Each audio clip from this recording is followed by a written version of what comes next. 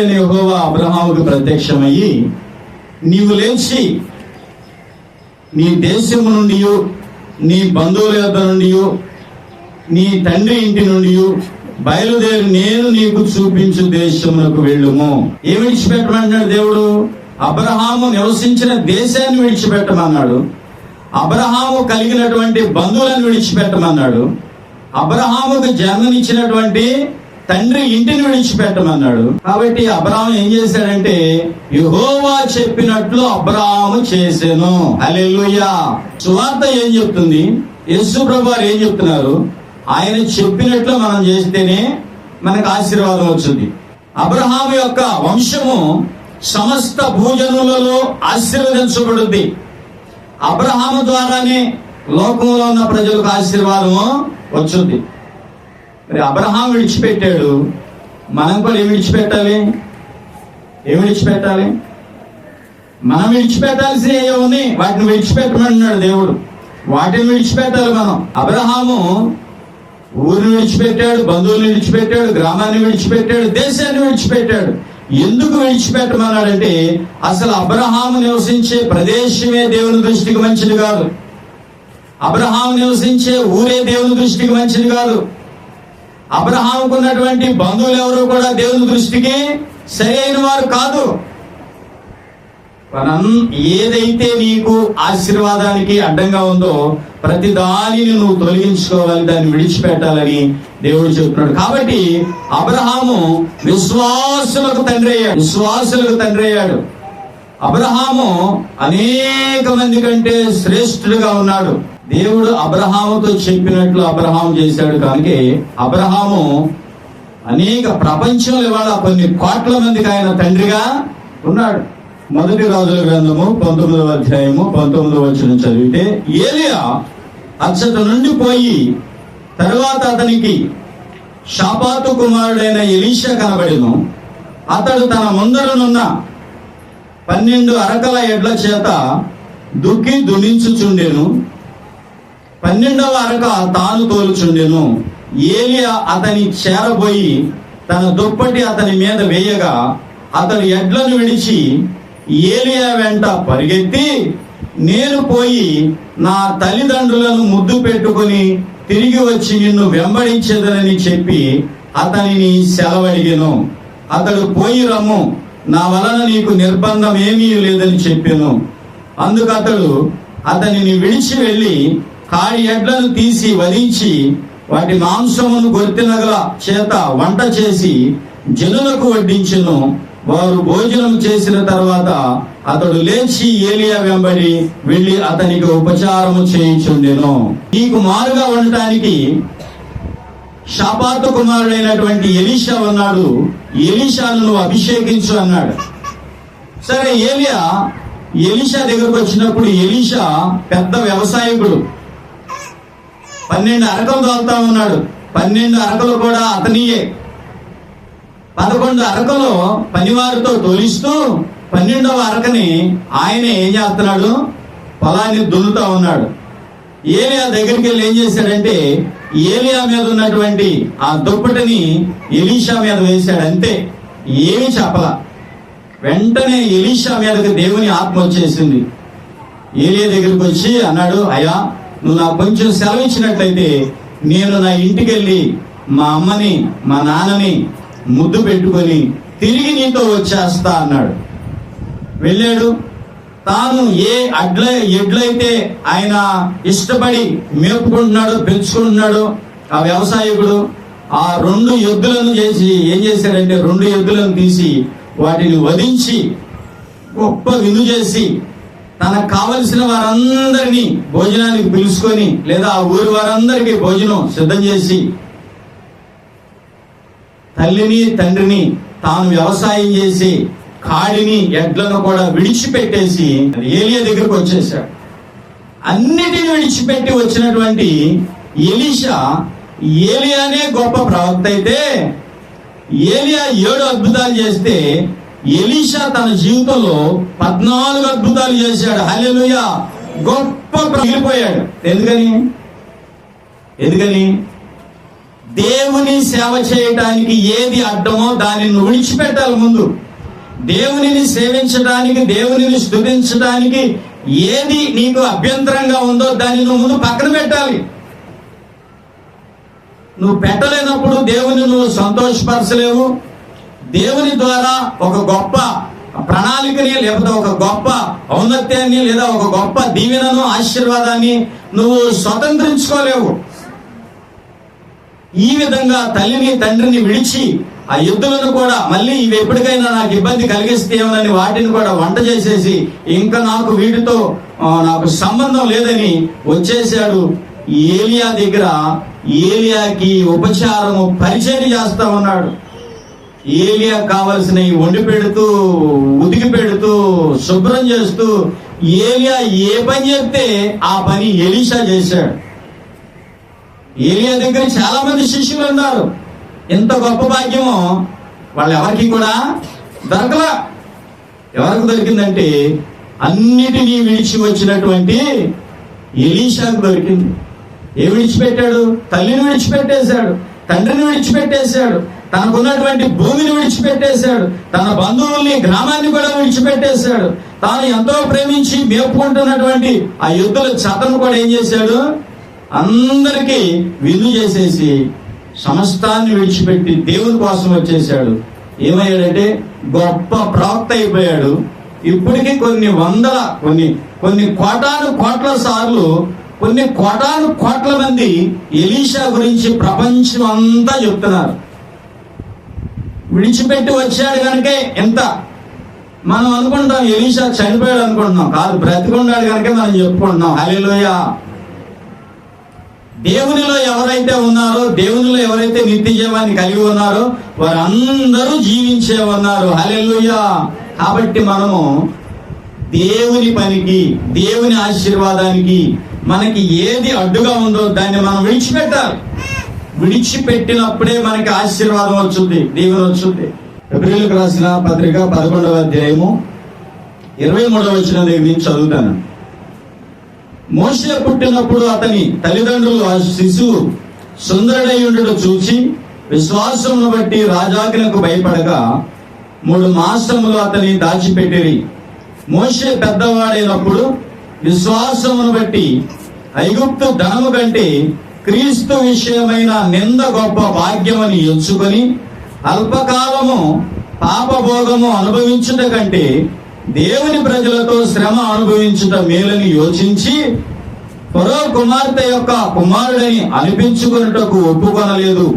ఏలయనగా అతడు ప్రతిఫలముగా కలుగబో బహుమానము నందు దృష్టి ఉంచెను. విశ్వాసమును బట్టి అతడు అదృశ్యుడైన వారిని చూచుచున్నట్టు స్థిర బుద్ధి గలవాడై రాజాగ్రహమునకు భయపడక ఐగుప్తును విడిచిపోయెను. హల్లెలూయా. ఐగుప్తుకి నెక్స్ట్ కింగ్ ఈయనే. ఎవరు? మోషే ఎదుట పెద్ద గొప్ప ఆశీర్వాదం ఉంది. ప్రజలను పరిపాలించే ఒక గొప్ప సింహాసనం ఉంది. అల్పకాలము పాపభోగము అనుభవించుట కంటే, ఎంత అల్పకాలం? 70 సంవత్సరాలు, 60 సంవత్సరాలు, 80 సంవత్సరాలు. కొంచెం కాలమే మనకి ఇవ్వబడింది. ఈ కొంచెం కాలమే మనం పరీక్షలో ఉంటాం. ఈ కొంచెం కాలమే ఈ శరీరంలో ఉంటాం. తర్వాత ఈ శరీరాన్ని ఎవరైనా వదిలిపెట్టి వెళ్ళిపోతారు. మట్టి అయిపోయేది శరీరమే కానీ మనం కాదు. కాబట్టి ప్రియులారా, అల్పకాలము, ఈ కొంచెం కాలము పాపాలని, భోగాల్ని అనుభవించడం కంటే దేవుని సేవలో శ్రమ అనుభవించడం మేలు అని యోచించాడంట ఆయన.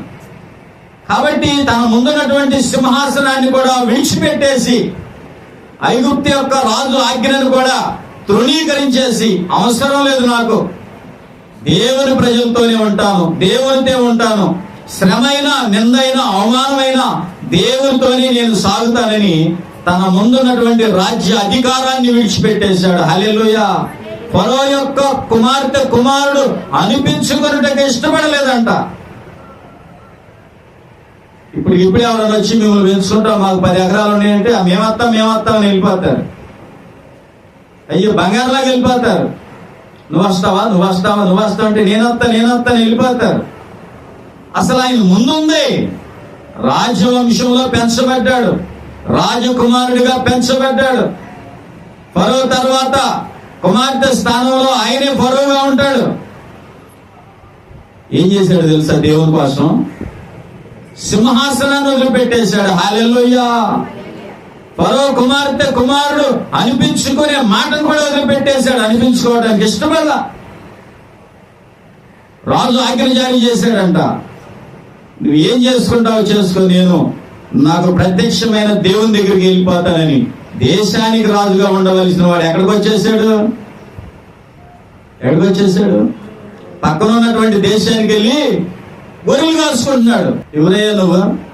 గొప్ప రాజ్యభోగాన్ని వదిలిపెట్టి, రాజవస్త్రాన్ని వదిలిపెట్టి, కిరీటాన్ని వదిలిపెట్టి, బంగారాన్ని వదిలిపెట్టి, ఎప్పుడు డాన్స్ వేయండి అంటే అప్పుడు వచ్చి చెలికత్తులు డాన్స్ వేయాలి, క్యాబరే డాన్స్ వేయమంటే క్యాబరే డాన్స్ వేయాలి, నాట్యం వేయమంటే నాట్యం వేయాలి, ఏది వేయమంటే అది వేయాలి, వేస్తారు అంతే.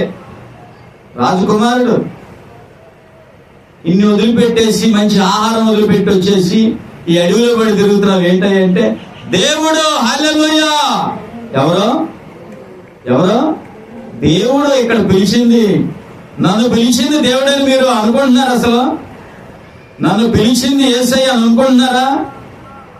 అనుకోవట్లే చాలా మంది. ఏదో అందరు పోతే మనం పోదాం అనుకుంటున్నారు. మిమ్మల్ని ఎంత శ్రేష్టమైన దేవుడు పిలిచాడు తెలుసా? పరిశుద్ధుడు మిమ్మల్ని పిలిచింది. ఎవరో పరిశుద్ధుడమ్మా, పరిశుద్ధుడు మిమ్మల్ని పిలిచాడు. మహాదేవుడు పిలిచాడు మిమ్మల్ని. మహాదేవుడు సువార్తిది. ఏమో మీకు ఎంతవరకు అర్థమైందో నాకు తెలియదు, కానీ నాకు అర్థమైంది. నన్ను పిలిచినటువంటి దేవుడు ఎలాంటి వాడు, ఎందుకు పిలిచాడో నాకు అర్థమైంది. నా మార్గంలో నేను వెళుతున్నా. మోషేకు కూడా అర్థమైంది. వెంటనే ఎంత సంపద వదిలిపెట్టుకొని వచ్చేసాడు తెలుసా? వచ్చేసాడంతే. కాబట్టి ఏమైపోయాడు? ఇశ్రాయేలీయులను విడిపించే ఒక మహా గొప్ప నాయకుడయ్యాడు. హల్లెలూయా. దేవుని ద్వారా ఒక ధర్మశాస్త్ర గ్రంథాన్ని ఈ లోకానికి పట్టుకొచ్చాడు. వాళ్ళకి అదే న్యాయస్థానం. ధర్మశాస్త్రమే న్యాయస్థానం.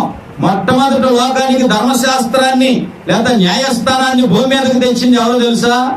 మోషేనే. ఎవరు తెచ్చారు? మోషేనే. అప్పుడు దాకా ఏవన్నీ కానీ అవన్నీ చెల్లుబాళ్ళు కావు. ఎవరి ఇష్టాన్ని బట్టి వాళ్ళు తీర్పులు తీర్చుకుంటున్నారు. దేవుని చిత్తానుసారమైనటువంటి కోర్టు ఈ భూలోకానికి మోషే ద్వారా వచ్చింది. ఎక్కడి నుంచి వచ్చింది? ఎంత గొప్ప నాయకుడు అయ్యాడు అనుకుంటున్నారు. అన్ని విడిచిపెట్టడాన్ని బట్టి ఇశ్రాయేలీయులను 40 సంవత్సరాలు ఎన్ని అద్భుతాలు చేశాడు అనుకుంటున్నారు మోషే. వాళ్ళని విడిపించడానికే 10 అద్భుతాలు చేశాడు. వాళ్ళని 40 సంవత్సరాలు నడిపించడానికి ఇంకా అద్భుతాలు. ఆకాశం నుండి ఆహారము ప్రతిరోజు కురవటమే. నది అడ్డం వస్తే పాయలు చేయటం, సముద్రం అడ్డం వస్తే పాయలు చేయటం, ఎడారిలో కొండల్లో బండల్లో రాళ్లలో నుంచి నీళ్లు రప్పించటం, పాములు కలిస్తే వాళ్ళని బాగు చేయటం. ఎంత గొప్ప సేవ చేశాడు అనుకుంటున్నారు. విడిచిపెట్టి వస్తేనే, విడిచిపెట్టకపోతే ఏమీ ఉండదు. నీవు నీ తల్లిదండ్రులను, నీ జన్మభూమిని విడిచి ఇంతకు ముందు నీవు ఎరుగని జనమునొద్దకు వచ్చితివి. యెహోవా నీవు చేసిన దానికి ప్రతిఫలం ఇచ్చును. ఇశ్రాయేలీయుల దేవుడైన యెహోవా రెక్కల క్రింద సురక్షితముగా నుండునట్లు నీవు వచ్చితివి. ఆయన నీకు సంపూర్ణమైన బహుమానం ఇచ్చునని ఆమెకు ఉత్తరం ఇచ్చెను. హల్లెలూయా. ఎవరో? మోయాబు స్త్రీ, లోతు కుమార్తె, లోతు సంతానంలో బిడ్డ. నయోమికి పెద్ద కోడలు. భర్తను కోల్పోయింది, విధవరాలుగా ఉంది. నయోమి తిరిగి వెళ్ళిపోతుంది. నేను వస్తానని రూతు వార్ప ఇద్దరు ఏడ్చారు. ఇద్దరికి మంచి మాటలే, ఆ ప్రదేశంలో ఉపయోగకరమైన మాటలే చెప్పింది. వార్ప చక్కగా చదువుకొని వెళ్ళిపోయింది. రూతు ఏమంటుందంటే చూడండి 16వ వచనంలో, అందుకు రూతు నా వెంబడి రావద్దనియు నన్ను విడిచి పెట్టమనియు నన్ను బ్రతిమాలు కొనవద్దు. నీవు వెళ్ళు చోటికే నేను వచ్చేదను, నీవు నివసించు చోటనే నేను నివసించేదను. నీ జనమే నా జనము, నీ దేవుడే నా దేవుడు. నీవు మృతి పొందు చోటను నేను మృతి పొందెదను, అక్కడనే పాతి పెట్టబెడదను. మరణము తప్ప మరి ఏదైనానో నిన్ను నన్ను ప్రత్యేకించిన యెడల యెహోవా నాకు ఎంతైనా కీడు చేయునుగాక నేను. హల్లెలూయా. భర్తుంటే వెళ్తే ఒక అందం. ఎవరి కోసం వెళ్తుంది? నీ జనమే నా జనమని వెళ్తుంది, నీ దేవుడే నా దేవుడని వెళ్తుంది, నీ ఊరే నా ఊరని వస్తుంది. నువ్వు ఎక్కడ చనిపోతే నేను కూడా అక్కడే చనిపోతాను అంటుంది. నీ దేవుడే నాకు దేవుడు అంటుంది. హల్లెలూయా. రూతు నయోమి వెంట రావడానికి గల కారణం ఏంటంటే నయోమి కోసం కాదు వచ్చింది. అసలు ఎవరి కోసం? ఇశ్రాయేలీల దేవుడైన యెహోవా కోసం వచ్చింది. ఎక్కడికి వచ్చింది? ఏం విడిచిపెట్టింది? తన ఇంటిని విడిచిపెట్టింది, తన తల్లిదండ్రులను విడిచిపెట్టింది, తన బంధువులను విడిచిపెట్టింది, తన గ్రామాన్ని తన దేశాన్ని కూడా విడిచిపెట్టింది. నీ దేవుడే నా దేవుడు అంది. హల్లెలూయా. కాబట్టి వచ్చింది, పోయేది, పరిగేరుకుంది. తిండి లేక తిప్పలు లేక కరువుతో కొన్నాళ్ళ పాటు ఇబ్బంది పడ్డారు. దేవుడు ఒక మంచి మార్గాన్ని చూపించాడు. ఆ మార్గంలోకి వెళ్ళింది. ఆ చేరు యజమాని అంటున్నాడు, పోయేదు నువ్వు చేసిన పని ఏంటో నీకు తెలుసా అన్నాడు. ఏమోనయ్యా నాకేం తెలుసు, పొరుగు దేశపు దాన్ని ఏదో ఆశ్రయం కోసం ఇక్కడికి వచ్చానని మాట్లాడుతుంది. ఆయన అంటున్నాడు, ఏమన్నాడు? నీవు నీ తల్లిదండ్రులను నీ జన్మభూమిని విడిచి ఇంతకు ముందు నీవు ఎరుగని జనమునద్దకు వచ్చిందివి. యెహోవా నీవు చేసిన దానికి ప్రతిఫలం ఇచ్చును. నువ్వు ఎప్పుడైతే దేవునికి అడ్డమైన వాటిని విడిచిపెడతావో, దేవునికి అభ్యంతరకరంగా ఉన్న వాటిని నువ్వు విడిచిపెడతావో నీకు ప్రతిఫలం దొరుకుద్ది. ఏమి విడిచిపెట్టను, ఏమి వదిలిపెట్టను, అయ్యి కావాలి దేవుడు కావాలంటే నువ్వు అట్లా అనుకుంటా వెళ్తావు తప్ప నీ దగ్గరికి ఏమీ రావు. రూతు కూడా ఏమి విడిచిపెట్టి వచ్చింది? దేవునికి ఇష్టం లేని దేశం అది, మోయాబు దేశం. అమ్మోనీయుల దేశం కూడా దేవునికి ఇష్టం లేని దేశం. వద్దు అని వదిలిపెట్టి వచ్చేసింది. మన జీవితంలో కూడా దేవునికి ఇష్టం లేని వాటిని మనం ఎప్పుడైతే విడిచిపెట్టి ఆయన దగ్గరికి, ఆయన రెక్కల నీడకు వచ్చేయగలుగుతామో, ఏం చేశాడు దేవుడు? అసలు ఆయన గొప్ప ధనవంతుడు. బోయేజు చాలా ఆస్తిపరుడు అని రాయబడింది. నయోమి పెనిమిటికి బంధువు ఒకడు ఉండేను, అతడు చాలా ఆస్తిపరుడు. చాలా అంటే ఏంటి? ఎక్కడ పడితే అక్కడ ఆయనకు భూములు పొలాలు ఉన్నాయి. చాలా ఆస్తిపరుడు. ఆ ఆస్తి అంతటికి ఈమె హక్కురాలైపోయింది, యజమానురాలైపోయింది, అనేక మందికి దీవెనగా మారిపోయింది. ఆమె విడిచి రావడాన్ని బట్టి, ఆ దేశాన్ని వద్దనుకోవడాన్ని బట్టి ఎంత గొప్ప ఔన్నత్యాన్ని, ఆయనకు ఉన్నటువంటి కిరీటాల్లో ఒక కిరీటంగా తల్లిగా ఎవరున్నారు? ఎవరు? రూతుంది. నువ్వు ఏదైనా విడిచిపెడితే, ఇది మంచిది కాదు అన్నదాన్ని నువ్వు విడిచిపెడితే, దేవుని రెక్కల నీడకు వస్తే నీకు ప్రతిఫలం ఇస్తాడు ఆయన. హల్లెలూయా. ఏమిస్తాడు నీకు? ఆయన ప్రతిఫలాన్ని ఇస్తాడు. ఆయన అక్కడి నుండి వెళ్లి జబదయి కుమారుడైన యాకోబు, అతని సహోదరుడైన యోహాను అను మరి ఇద్దరు సహోదరులు తమ తండ్రి అయిన జబదయి వద్ద ధోనిలో తమ వలలు బాగు చేసుకొనుచుండగా చూచి వారిని పిలిచెను. వెంటనే వారు తమ ధోనిను తమ తండ్రిని విడిచిపెట్టి ఆయనను వెంబడించిరి. ఎవరు వీళ్ళు? జబదయి కుమారులు అన్నమాట, యోహాను, యాకోబు. ఏం విడిచిపెట్టారు వీళ్ళు? ఏం విడిచిపెట్టారు? వాళ్ళ వృత్తిని వదిలిపెట్టేశారు, వలలు విడిచిపెట్టేశారు, వాళ్ళ వ్యాపారమైన ధోనిలు విడిచిపెట్టేశారు. ఆఖరికి వాళ్ళ తండ్రిని కూడా విడిచిపెట్టేశారంట. ఏం చేశారు వాళ్ళు? తమ తండ్రిని కూడా విడిచిపెట్టేశారు. విడిచిపెట్టేసి ఎక్కడికి వెళ్ళిపోయారు వీళ్ళంటే యేసు ప్రభుతో పాటు వెళ్ళిపోయారు. హల్లెలూయా. కాబట్టి వీళ్ళకి ఏం దొరికిందో తెలుసా? సువార్తను ప్రకటించే గొప్ప భాగ్యం దొరికింది, ఈ లోకానికి జీవాన్ని అందించే భాగ్యం దొరికింది. ఇంకా పరలోకంలో వీళ్ళకి 12 గోత్రాల్లో 2 గోత్రాలకి వీళ్ళిద్దరూ 2 సింహాసనాల మీద కూర్చొని వాళ్ళకు తీర్పు తీర్చే గొప్ప భాగ్యం వీళ్ళకి దొరికింది. ఏమి విడిచిపెట్టారు వీళ్ళు? వారికి జీవనాధారమైన వ్యాపారం, చేపల వ్యాపారం, వలలు విడిచిపెట్టేశారు, ధోని విడిచిపెట్టేశారు, తండ్రిని కూడా విడిచిపెట్టేశారు. ఎవరి కోసం? నిత్య జీవం కోసం.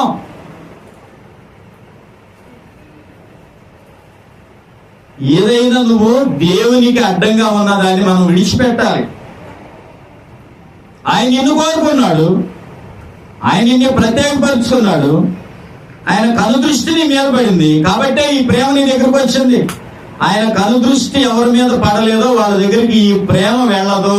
మనం దేవుని మాట విందాం అనుకోండి, యేసయ్య మాట విందాం అనుకోండి, యేసయ్య కోసం ఏదైనా విడిచి వచ్చావనుకో నువ్వు ఖచ్చితంగా దీవించబడతావు, నువ్వు ఖచ్చితంగా ఆశీర్వదించబడతావు అని ఇక్కడ లేఖనం మనకి తెలియపరుస్తూ ఉంది. ఇప్పుడు జబదయ్య కుమారులు ఏమయ్యారంటే, వాళ్ళు వలలు విడిచి పెట్టి రావడాన్ని బట్టి, తండ్రిని విడిచిపెట్టడాన్ని బట్టి, వారికి ఉన్నటువంటి జీవనోపాధిని విడిచిపెట్టడాన్ని బట్టి, ప్రభువుని వెంబడించడాన్ని బట్టి, నిత్య జీవాన్ని ప్రకటించడాన్ని బట్టి వారికి గొప్ప ఆధిక్యత దొరికింది. ఏం దొరికింది? గొప్ప ఆధిక్యత దొరికింది. ఆ స్త్రీ తన కొండ విడిచిపెట్టి ఊరిలోనికి వెళ్ళి, మీరు వచ్చి నేను చేసినవన్నీ నాతో చెప్పిన మనుష్యుని చూడుడి, ఈయన క్రీస్తు కాడా అని ఊరి వారితో చెప్పగా. హల్లెలూయా! ఆవిడ ఎవరంటే సమరయ స్త్రీ. ఇప్పుడు సమరయ స్త్రీ నీళ్లు తోడుకోవడానికి మధ్యాహ్నప్పుడు బావి దగ్గరకు వచ్చింది, యాకోబు బావి దగ్గరికి. బావి దగ్గరకు వచ్చేటప్పుడు యేసు ప్రభు వారు అక్కడ కూర్చొని ఉన్నారు. యేసు ప్రభు వారు ఆమెను పలకరించారు. వీళ్ళిద్దరి మధ్య కాసేపు సంభాషణ జరిగింది. ఈ సంభాషణ అనంతరం, అయ్యా నీవు ప్రవక్తవని నేను గ్రహించుతున్నాను అంది. ఈ మాటలన్నీ అయిపోయిన తర్వాత ఆవిడ చేసిన పని ఏంటంటే, యేసు ప్రభు గురించి పూర్తిగా తెలుసుకుంది. యేసు ప్రభు యొక్క జీవజలముల బుగ్గ ఆమె హృదయంలో మొదలైంది, జీవజలముల ఊట ఆమెలో పుట్టింది. కాబట్టి వాళ్ళిద్దరి మాటలు ఏం జరిగిందంటే, ఇదిగో నీకు 5 భర్తలు ఉన్నారు, ఇప్పుడున్నవాడు కూడా నీవాడు కాదు, వెళ్ళి ఆయన పట్టుకురామన్నాడు.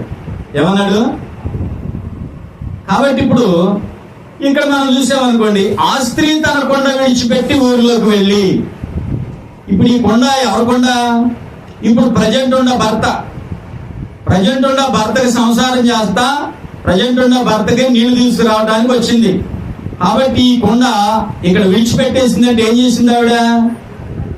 ఎవరు వదిలేసింది? ఎవరు వదిలిపెట్టింది? కొండ వదిలేసిందంటే ఏంటి అర్థం? ఇప్పుడున్న సంసారం వదిలిపెట్టేసింది. హల్లెలూయా! ఇప్పుడున్నవాడు కూడా నీవాడు కాదని చెప్పాడు కదా. నీవాడు కాడు అని చెప్పిన తర్వాత ఇంకెందుకు మళ్ళీ ఆడుకోవడం? ఇటు వదిలిపెట్టేసి వెళ్ళి ఊర్లో ఏం చెప్తుందంటే సువార్త ప్రకటిస్తా ఉంది. హల్లెలూయా! సువార్తను వింది. వెంటనే ఏమి విడిచిపెట్టింది? ఇప్పుడున్న వాడు నీవాడు కాదన్నాడు. వెంటనే వీడు నావాడు కానప్పుడు ఆడి కొండ ఎందుకని అక్కడ వదిలేసి వెళ్ళి ఎవరు పని చేస్తుంది? హల్లెలూయా! ఊరు మొత్తాన్ని ప్రభు దగ్గర తెచ్చేసింది. మనం పక్కింటి వాళ్ళు కూడా తేగాం. ఏంటి పక్కింటి వాళ్ళు వస్తారు అసలు? మరి ఆమె మంచిది కాదని ఆ ఊర్లోనే మంచిది కాదు ఆ సాక్ష్యం అని ఉంది. మరి ఆమె చెప్తే ప్రభు దగ్గరికి రావడం ఏంటి? ఊరు వచ్చేసి ప్రభు దగ్గరికి బ్రతిలాడుకున్నారంట.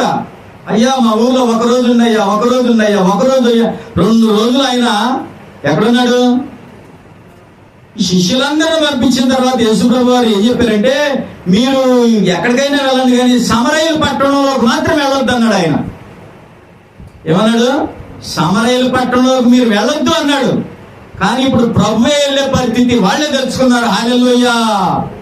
కాబట్టి ప్రియులారా, మనం దేన్ని విడిచిపెడతామో అప్పుడు ప్రభు దగ్గరికి ఎవరినైనా తేగలుగుతాం. మనం ప్రభువుకి ఇష్టం లేనివన్నీ మనం పట్టుకొని ఎవరినైనా ప్రభు దగ్గరికి తెద్దామంటే అవ్వదు. ఎప్పుడైతే వదిలిపెట్టేసిందో ఆ ప్రజలందరూ ఆవిడ మాట ఇంతకు ఇష్టపడ్డారు. హల్లెలూయా! కాబట్టి సర్వలోకంలో ఎక్కడ సువార్త ప్రకటించబడినా ఎవరు వస్తారు? సమరయ స్త్రీ వచ్చింది. ఏమొచ్చింది? ఎందుకని అంత గొప్ప ఆధిక్యత దొరికింది? ఏది విడిచిపెట్టేయాలో దాన్ని విడిచిపెట్టేసింది కనుక ఎంత గొప్ప ఆధిక్యత యేసయ్య ఆమెకి ఇచ్చాడు. హల్లెలూయా! ఆయన క్రీస్తు యేసునకు కలిగిన ఈ మనస్సును మీరు కలిగి ఉండుడి. ఆయన దేవుని స్వరూపము కలిగిన వాడై ఉండి దేవునితో సమానముగా ఉండుట విడిచిపెట్టకూడని భాగ్యమని ఎంచుకొనలేదు గాని మనుష్యుల పోలికగా పుట్టి దాసుని స్వరూపము ధరించుకొని తన్ను తానే రిక్తునిగా చేసుకొనిను. మరియు ఆయన ఆకారమందు మనుష్యుడుగా కనపడి మరణము పొందినంతగా అనగా శిలువ మరణము పొందినంతగా విధేయత చూపిన వాడై తన్ను తాను తగ్గించుకొనిను. అందుచేత పరలోకమందున్న వారిలో గాని భూమి మీద ఉన్న వారిలో గాని భూమి క్రింద పాతాళంలో ఉన్న వారిలో గాని ప్రతి వాని మోకాలును యేసు నామమున వంగునట్లు. హల్లెలూయా! అంత అధికారం ఆయనకు వచ్చేసింది. ఎందుకని? ఆయన ఏమి విడిచిపెట్టేశాడు? దేవునితో సమానముగా ఉండే గొప్ప భాగ్యమును విడిచి వచ్చాడు ఇక్కడికి. దేవునితో సమానముగా ఉండే గొప్ప మహిమను విడిచిపెట్టి మన పోలికలోకి, మన లోకంలోనికి, మన యొక్క స్వభావంలోనికి, మన ప్రజల్లోనికి వచ్చేసాడు. అందుకే ఈ మాట వాడబడింది. ఏమన్నాడు ఆయన? మనుష్యుల పోలికగా పుట్టి దాసుని స్వరూపము ధరించుకొని తనను తానే రిక్తునిగా చేసుకొనెను. ఎంతగా తగ్గించుకున్నాడు.